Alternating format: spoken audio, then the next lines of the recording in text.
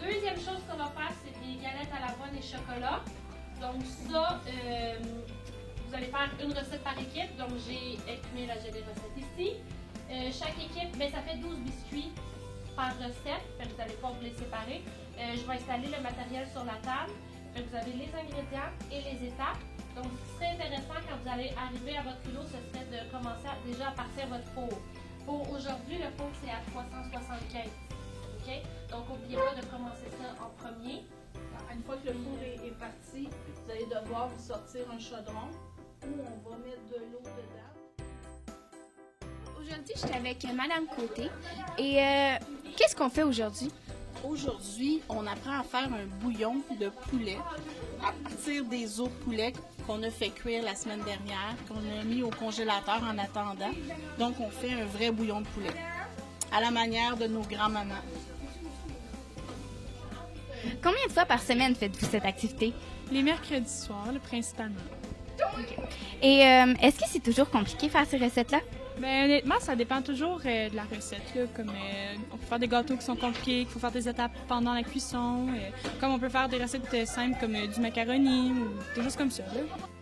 Est-ce que c'est la première fois que tu viens ici? Ben, la 5e fois. Puis c'est quoi les étapes à faire avant de commencer à cuisiner? Se laver les mains, savoir si ta vaisselle est propre, puis faire les équipes. Bonjour Audrey. D'habitude, qu'est-ce que tu cuisines chez toi? Ben, je cuisine plein d'affaires. Je cuisine du spaghetti, je cuisine du macaroni, tout ce qui est plus facile à faire encore. Là. Est-ce que c'est ce que tu préfères cuisiner? Ouais, je cuisine souvent avec ma mère. On fait beaucoup de pâtisserie, on fait des tartes, puis plein de soupers. Est-ce que tu cuisines souvent?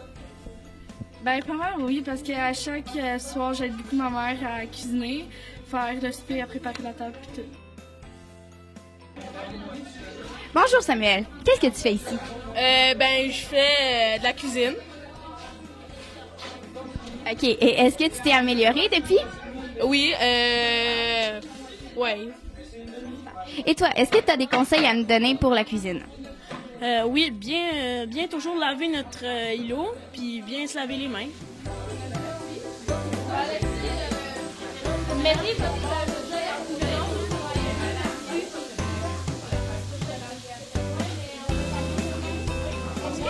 Est-ce que ça apporte quelque chose d'autre que juste apprendre la cuisine, cette activité-là? C'est sûr que oui. Nous, en classe, c'est sûr qu'on voit les concepts de mathématiques en lien avec les fractions. Donc, tout ce qui est par rapport aux mesures, donc la mesure des tasses, des quarts de tasse, des demi-tasses. Aussi, ça prend, il faut s'organiser. Donc, il faut organiser notre lecture, il faut organiser notre matériel. Puis aussi, ça apprend du nouveau vocabulaire. Donc, ça fait vraiment un lien avec ce qu'on voit en classe. Puis, pour des élèves en adaptation scolaire, ça rend ça vraiment beaucoup plus concret là, entre les deux.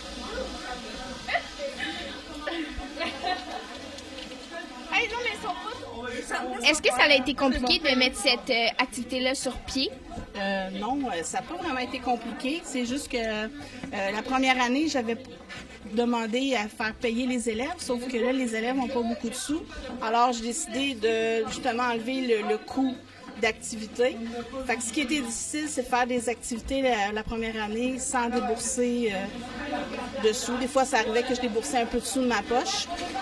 Par contre, j'ai eu un gros taux de participation. Fait que cette année, j'ai décidé de reconduire l'activité. Par contre, j'ai demandé un montant d'argent à la direction. Jeune Actif, ça m'a permis d'avoir des sous justement de faire de la cuisine, parce que la cuisine, c'est quand même dispendieux. Fait que on fait un petit peu plus d'ateliers de cuisine là, depuis le début de l'année. Et d'où est-ce que c'est venu cette idée-là de faire un atelier de cuisine? L'idée m'est venue de faire participer les élèves à des activités parascolaires parce que ces élèves-là ont tendance à avoir peur un peu de s'impliquer dans l'école en dehors des heures scolaires. C'était un inconnu. Donc, le fait de participer avec quelqu'un qui connaissait déjà, parce qu'on se connaît quand même, je connais pas mal tous les élèves des 4 groupes, fait que pour eux autres, c'était comme un petit peu plus attrayant. Fait que j'ai eu quand même un beau taux de participation, parce que sur 60 élèves, on a 22 participants.